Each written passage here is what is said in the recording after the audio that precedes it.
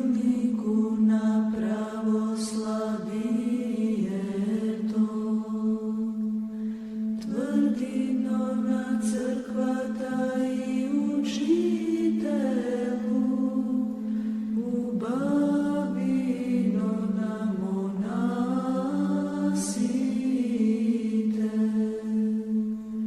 непобедлив поборнику на богословите,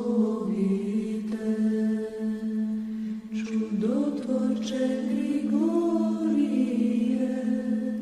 славо светогорска, и проповеднику на благодата, моли го Бога непрестајно да ги спаси душите